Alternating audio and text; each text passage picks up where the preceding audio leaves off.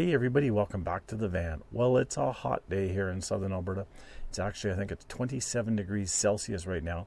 But even though I'm not a hot person, I actually don't mind today because last night we actually had frost warnings, and I think we're going to have frost warnings again tonight. With it getting up warmer in the daytime, it's actually not warming up until around 2 or 3 in the afternoon. And then it starts cooling off around 5 or 6, so it's actually quite enjoyable. Well, today I want to talk about something personal, and that is I want to talk about your weight. Okay, maybe not your weight, and I'm probably the last person that you want to take weight advice from, but I want to talk about the weight of your build. So many people, and I mean so many people, are going insane with their builds. Now, first off, if you're building an off-grid house, if you're building an off-grid tiny home where you're pulling it to a location and leaving it, that is different. If you're building a vehicle that you're going to drive every day, it's craziness to build it so heavy because all you're going to do is ruin your vehicle faster. You're going to put more stress on the transmission, the brakes, the suspension. You're going to create issues when driving. You're going to slow down your braking time when you go so far over the weight of the vehicle.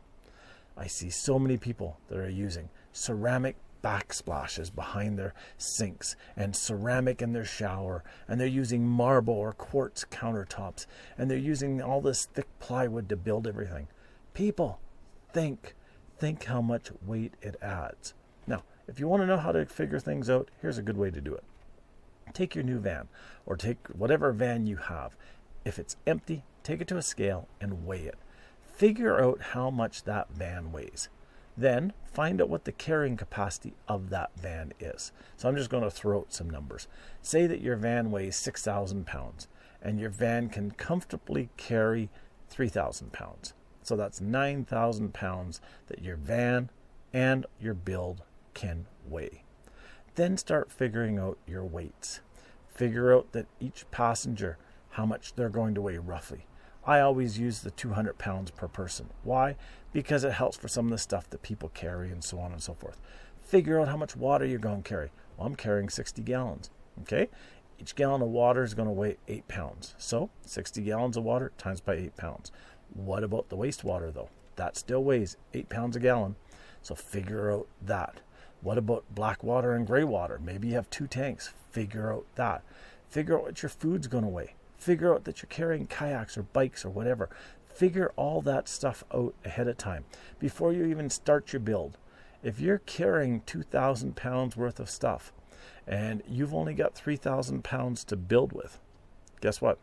You've only got 1,000 pounds to put into your build. If you're going over that with the crazy ceramics and marbles and everything else, you're going to have to do something to keep the weight down.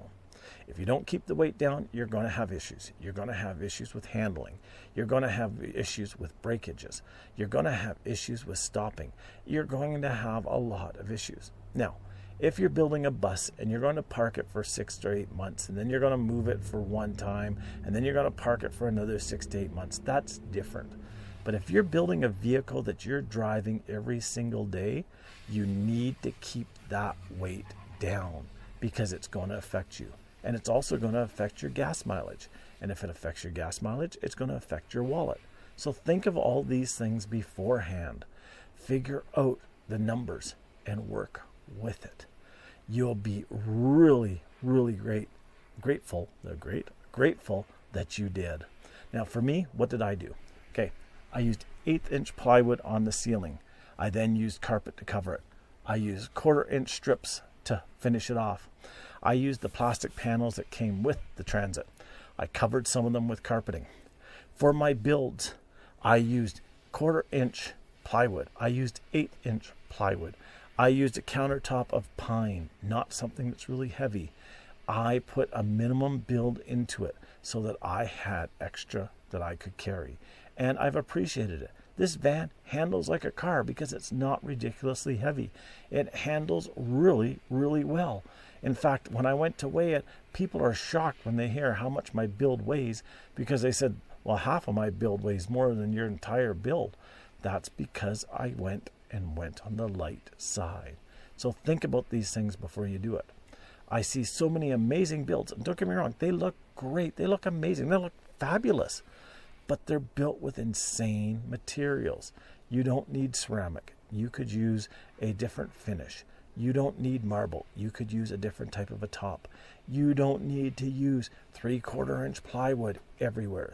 I see a lot of people who, after they've built their van, start going through the van and cutting out pieces of plywood to make it lighter because they realize how far overweight they are. So before you get into trouble, figure out the weight that you have, that you can work with, and keep your van build towards the minimum. You'll be grateful that you did. So until next time, have a great day. I think I'm going to go outside and go for a bike ride and maybe, just maybe, get some sun. And we'll talk to you soon. Bye-bye now.